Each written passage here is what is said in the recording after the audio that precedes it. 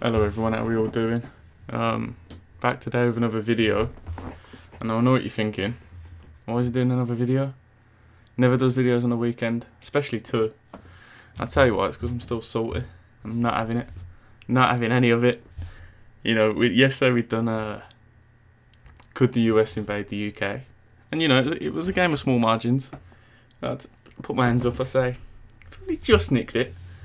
But I've gone on, got friends, and I've got the rest of the fucking world, ain't I? Yeah? Got the rest of the fucking world. No, I'm not having it. So apparently these infographics guys are pretty good. I've never watched a video. But let's get into it and let's hand out some L's. Nah, this could go either way, to be fair. I don't know. I don't even know if the guy that does it is American, and I feel like that could play into it. Superpower is defined. He's American. Hopefully he's a South-Lothian American, because they do exist. A superpower is defined as a state with the ability to exert influence or project power on a global scale, and if needed, in more than one region of the globe at a time. The United States, currently the world's sole superpower, fits this description, with an official military doctrine that states its military forces must be ready and capable to fight two major theater wars simultaneously, a capability no other nation on Earth can even approach. But what would happen if the United States found itself in a war against the entire rest of the world? How would that war potentially play out? The rules of this war game will be as follows. Okay, I'm going to hedge my bets already. Okay. I think this guy's going to give it to America. Not because he's American. I think in this scenario, no nuclear bombs involved. You know what? China, Russia are the swing ones, and they're the ones that are going to do something, if anyone's going to do something. But we'll have a look. Of the world. How would that war potentially play out? The rules of this war game will be as follows. No nuclear weapons allowed, and war will be simulated to have broken out after weeks of preamble. As in a surprise attack, the United States with its forces spread around the world would likely lose its non-homeland forces entirely, but not before delivering crippling blows to most of the world's major powers and knocking them out of the conflict early. The US's main opposition would be in the form of a European coalition to include Russia and a China-India alliance. The rest of the world's contribution would be mostly in material supplies or financial backing, as while even nations like Japan boast a formidable military capability. Nah, man, the Australians can have it. The Australians are very capable, in my opinion. Maybe I'll bring them in a bit, but shout out to Australia. Or financial backing, as while even nations like Japan boast a formidable military capability, they mostly lack the ability to actually deploy that power outside of their own borders. In fact, that would be the biggest hurdle to any global offensive against the United States. With historical military preparations focused on conflicts such as NATO versus Russia or China versus India, most militaries around the world lack the ability to transport military hardware across the oceans in a meaningful quantity, making a decisive assault against the US homeland impossible. Meanwhile, due to its commitments to fighting wars well outside its own borders for the last 80 years, the United States operates the world's largest air and naval transport fleets that number in the hundreds of ships and aircraft, more than most modern nations combined. This lack of mobility will prove to be a major weakness for the global alliance and severely hinder their ability to respond to US. Oh, I can just tell the way this is going already. I just know. Ah, come on. Actions. Today, the United States operates its forces in every geographic area of the world and has split its command structure into 9 combatant commands, 6 responsible for global geographic areas of responsibility. In the weeks leading up to the outbreak of war, the United States would likely pull its forces out of Europe and non-American bases in the Pacific, disbanding its European, African, and Southern commands. Pacific Command, Northern Command, and Central Command would absorb these forces. Battlefield 1, Middle East. US Central Command would receive an influx of former European assets, with the US bolstering its forces in the Middle East and bases in Afghanistan and Iraq with one goal: destroying the major oil refineries and distribution centers while denying access to the sea lanes that transport oil from the region. Yeah, smart. I was thinking that. I was thinking the Middle East might be crucial, just due to the oil. Distribution centers, while denying access to the sea lanes that transport oil from the region. 81% of the world's oil reserves are located in OPEC countries, and over 60% of the world's oil passes through the Arabian Sea alone. The US's strategic goals would be simple: shut off the global oil tap. With the world's 12th largest oil reserves, the United States could easily supply itself while denying the rest of the world access to vital Middle East oil. Europe, which would represent the United States' most formidable adversary, relies on Middle East oil for 40 to 50% of its total annual use, meaning an American stranglehold on the region would cripple any European war effort as a result. Okay, no, I completely get what he's saying. But he did just kind of hand over the Middle East to America here. Like, he's just went, yeah, America would now. Well, hold on a minute, we don't know. I'm 3 minutes in, I'm getting salty. Reserves run out and their economies begin to collapse. China would face a similar problem, as 50% of its total oil imports all come from the Middle East, making the region the first front in our war. At the outbreak of war, the United States would first strike at oil production and distribution facilities across the Middle East via carrier-based strike aircraft backed up by former European theater aircraft, now based off American bases in Iraq and Afghanistan. With the world's largest air tanker fleet, and flanking the all-important Persian Gulf from both Iraq and Afghanistan, American aircraft could penetrate deep into Middle East territory with impunity, striking at targets from the Straits of Hormuz all the way to the Suez Canal itself. Though regional forces would be able to offer some initial resistance, most operate outdated Soviet-era or non-modern American-built aircraft, with the exception of current US allies such as Saudi Arabia, who would be able to field modern variant F-15s, Typhoon Eurofighters, and Italian-British Tornado multi-role strike aircraft in small numbers. Without European support, however, the air war would go very poorly for Middle East powers for several reasons. Firstly,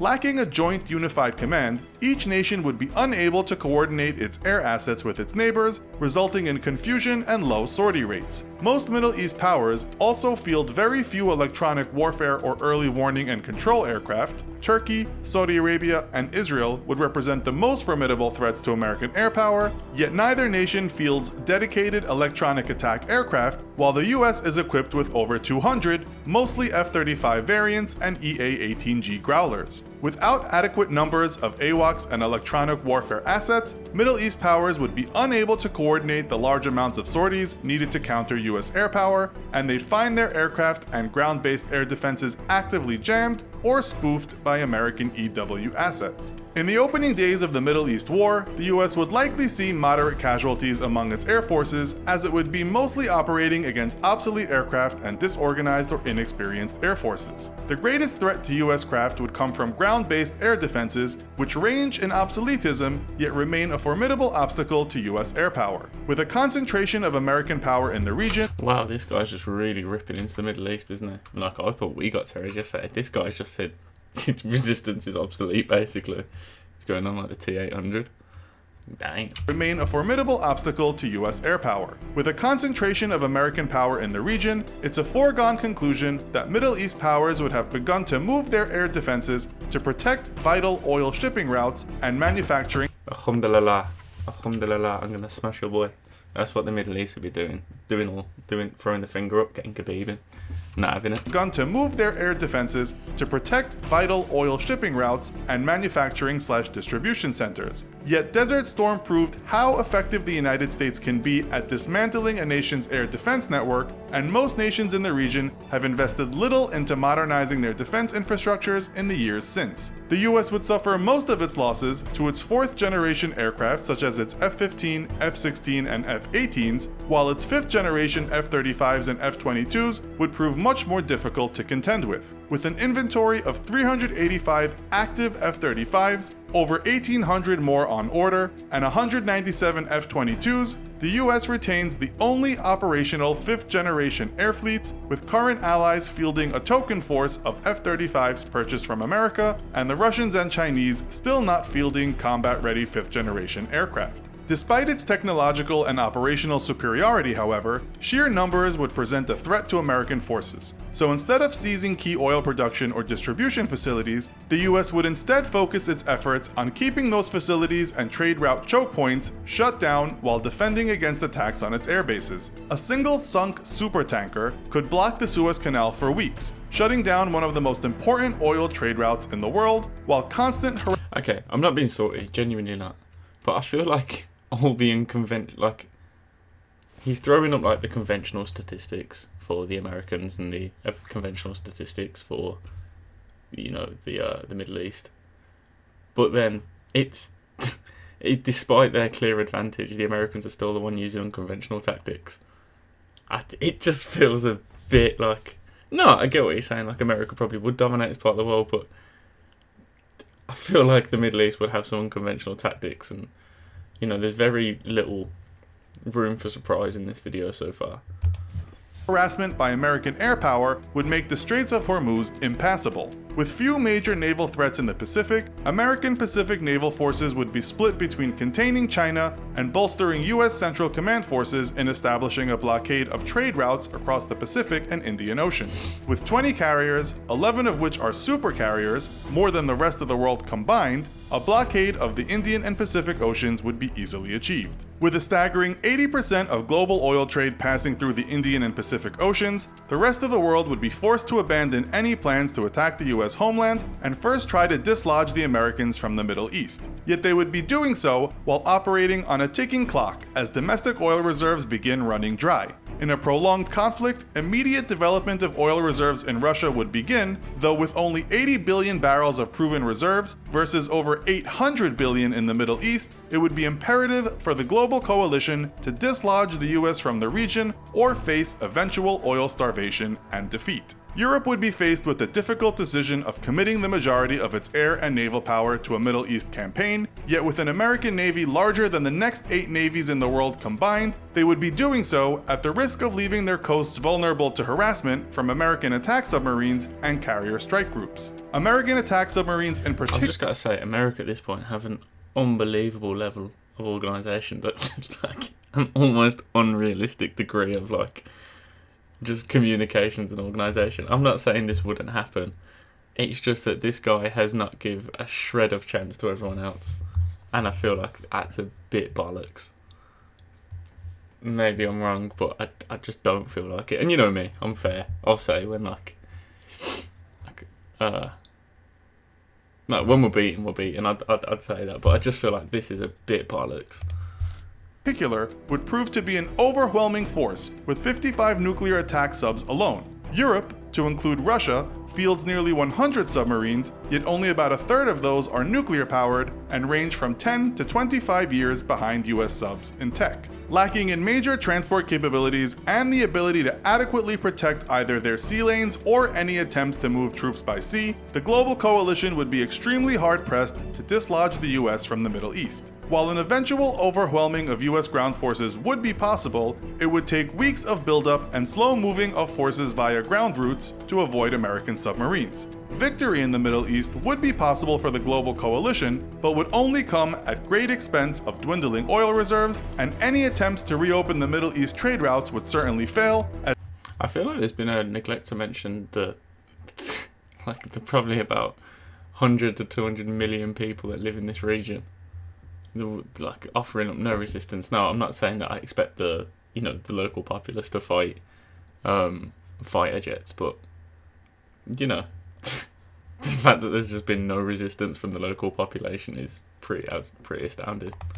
As the US would concentrate its nuclear attack subs and carrier battle groups in the region. The coalition would be forced to rely on existing land-based pipelines, though these would not be enough to sustain the world economy, and the United States would certainly commit its stealthy B-2 bombers to the destruction of these pipelines and any attempts at building new ones. In short, a land victory would be probable for the global coalition, but without the ability to challenge the US Navy, global trade routes would be permanently shut down, effectively crippling the economies of coalition nations and the war effort. Battlefield 2, West Pacific. The West Pacific and South China Sea is the most economically important waterway in the world, with a full 1/3 of all global trade passing through the area, or about $5.3 trillion.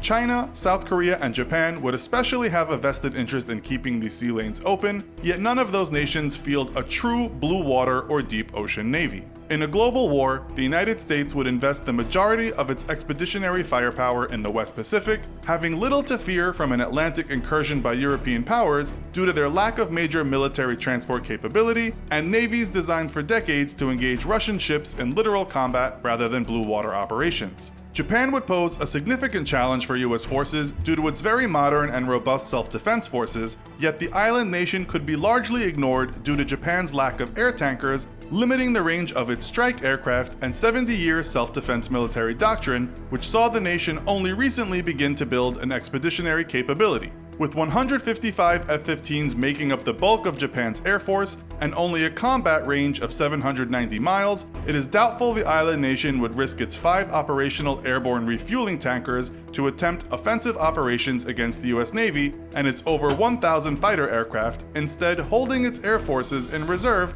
in case of an American attack on the homeland. The US's first goal in the region would be to cut off all trade routes passing through the South China Sea. China would represent the US's biggest global adversary, yet like every other global power, to include Russia, it too lacks the navy and the transport capability to actually threaten the US homeland. I don't want to... This guy's voice is really wearing on me, man. Two lacks the navy and the transport capability to actually threaten the US homeland. In order to deny the nation the opportunity to build this capability, the US would immediately move to cut off Chinese trade through the South China Sea, something China would be particularly vulnerable to as over 60% of its trade is delivered by sea. Though China lacks a navy formidable enough to threaten US Pacific forces, it more than makes up for this shortcoming with its ballistic missile forces. Its DF-26 ballistic missiles each have a range of 3,000 to 4,000 kilometers and would threaten any US base or ship as far out as Guam. At the outbreak of war, China would immediately launch a withering missile strike against American facilities on Guam. While Guam would be defended by THAAD, or Terminal High Altitude Area Defense Anti-Missile Systems, Aegis-equipped destroyers, and Patriot missile batteries, China would rely on heavy saturation strikes and overwhelm American missile defense systems, decimating the majority of American ground targets on the small island and rendering it inoperative as a military forward staging area for weeks. This would force America to rely on its naval assets in the region, which would be the secondary targets of China's opening barrage. Though long touted as carrier killers, China's DF-26 and DF-21 ballistic missiles each rely on a very long and complex kill chain, or chain of military assets required to recon a target, track it, and guide a missile to it. In order to accomplish this, China operates 30 Yaogan tracking and reconnaissance satellites grouped into constellations that, working together, would provide China 16 opportunities per 24-hour period to accurately target a US Navy vessel to within 10 kilometers anywhere in the Pacific. The US would certainly seek to counter this capability with deployment of its anti-satellite weapon systems, of which it remains extremely secretive about. It is impossible to infer just how effective US anti-sat weapons truly are due to a lack of information, but it is known that in the early 2000s, the US Air Force successfully tested a deployment of mini-sats designed to kill or hijack enemy satellites, and in 2008, the US successfully targeted and destroyed a defunct satellite with an SM-3 missile launched from the USS Lake Erie in the Pacific. With every US destroyer and cruiser able to carry the SM-3, this could potentially pose a serious threat to Chinese space assets and degrade the capability. I'm sure by now you understand why I look so confused in this video. It's like no one is questioning the sheer might of the US. No, I wouldn't even begin down that, that thought. But it's like, whenever it says, oh, but China have these, but America has these, so you can't use them. I was like, oh, but this country have these, but America have these, so you can't use them. It's like, bro, we get it, man. America's powerful, but it's just licking that ass at the minute. It's a joke. of their ballistic missile forces. In a push into the Pacific, however, the US would still suffer heavy casualties among its fleet due to Chinese long-range missile strikes. It's probable then that while it works to destroy Chinese space assets from afar, America would instead send its nuclear attack submarine fleet to blockade Chinese waters. China operates about 60 submarines, yet for years, those subs did not go on patrols or even leave port as they were often sidelined by maintenance issues. Only as recently as 2011 did Chinese subs actually begin to leave port, giving US subs the opportunity to tail them and discover that Chinese submarines were surprisingly easy to find and track due to their noisy nature. Defense experts estimated that Chinese sub technology was 10 years behind Russia and about 20 years behind the US. The US, meanwhile, operates 55 nuclear attack submarines, with most of these being of the modern Virginia class. Armed with torpedoes and a complement of Tomahawk cruise missiles, Virginia attack subs could easily threaten Chinese surface and subsurface vessels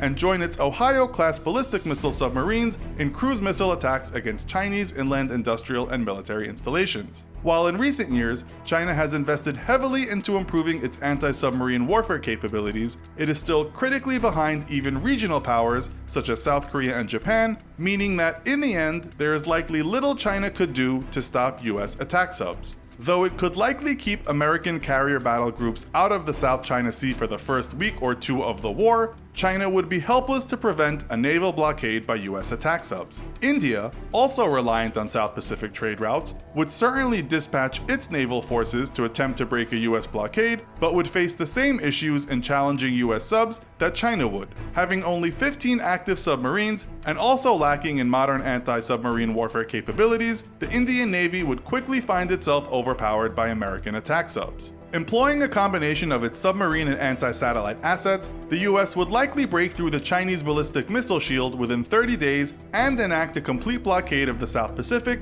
strangling regional powers economically. With a blockade of Middle East oil exports, the global war would then become a war of attrition, with the US starving out the world's major powers while able to sustain itself off its own domestic oil reserves. Having little to fear from a European transatlantic offensive due to Europe's lack of major— I love how, you ever heard that saying, no plan survives first contact?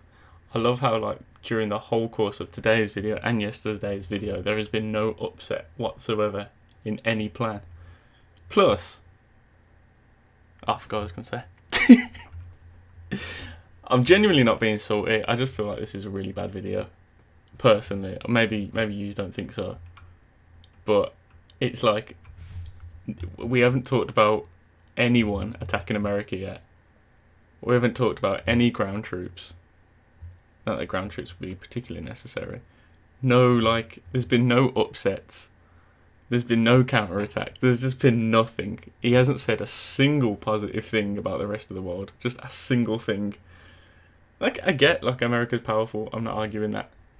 It just feels a little weird. And I feel like anyone with any common sense would agree. Maybe I'm wrong, but I don't think so. Starving out the world's major powers while able to sustain itself off its own domestic oil reserves. Having little to fear from a European transatlantic offensive due to Europe's lack of major military transport capabilities, American forces would be free to initiate ground offensives against Canada and Venezuela in order to seize its oil reserves as well. Ultimately, the US Navy, the largest and best equipped in the world, would be the deciding factor in a global war. With such overwhelming firepower superiority, the United States would be able to fight defensively and without launching any major ground offensives outside of North America. Fielding a larger fleet than the next 8 navies combined, the US Navy, backed by the US Coast Guard, could easily defend the Atlantic sea lanes from any European incursion, while enacting blockades of major oil shipping routes through the Persian Gulf and Indian and Pacific Oceans. While the world would eventually be able to muster a large enough force to threaten the US, current military capabilities across the globe would be insufficient to prevent these naval blockades and would require years of buildup and expansion of navies from every modern nation. With the majority of global oil trade shut off by naval blockade, however, European and Asian economies would quickly shrink or outright collapse, making such a buildup improbable and ensuring an eventual US victory. Yet that victory would come at a titanic cost to even the US's own economy, and in the end, the entire global economy would likely shrink to levels not seen since the end of the Second World War. So, how do you— Okay, so let's see how you guys feel about that, because I feel like the majority of the comments are going to be like, yeah, bro, this video is like 100% accurate, like no question about it, that would definitely happen. I said at the start, I think America would probably win, but this guy just made it sound like America would have the world wrapped up in 3 weeks, like back in time for lunch. Like, I know equipment and like machinery is now the deciding factor in the rest of the world. But we are talking about a population of 350 million people taking on 7 billion people. Like, does that not count for nothing? It just feels a little weird. We didn't touch on Africa. I don't get me wrong. I know they're not, that threatening militarily. I don't know if that's a word. Didn't touch on South America, and I know they're not threatening. I feel personally like that was a very bad video. I feel like America would win, but it definitely wouldn't happen like that. Not at all. Like this dude literally said China would put up a good fight for 30 days, and then America would beat China. You haven't got to worry about whole of Western Europe. He didn't even really touch on Russia. Yeah. Didn't mention Australia. I just feel like that was a terrible video. Maybe I'm wrong. Let me know. You know me. I'll admit when I'm being salty. I don't feel like I'm being salty at all. I feel like that just wouldn't happen. Definitely let me know though, because I know I'm probably gonna get some shit in the comments like, "Oh, bro, you just salty," and I'm not, because I feel like America would win, but I feel like a lot of you would understand where my argument's coming from. Didn't touch on army personnel, special forces, tactics, generals, nothing. Just like, no, basically what we do is we move our navy down here, and we do this, right, we do that, we just cover it all here, and some here, and we'd win. What? Let me know, man. Am I being salty? I'll put up a poll and prove I'm not. I mean, not put up a... You know what I mean. Take it easy, guys. Let me know. Like, comment, subscribe, all of that. Peace. I'll see you tomorrow.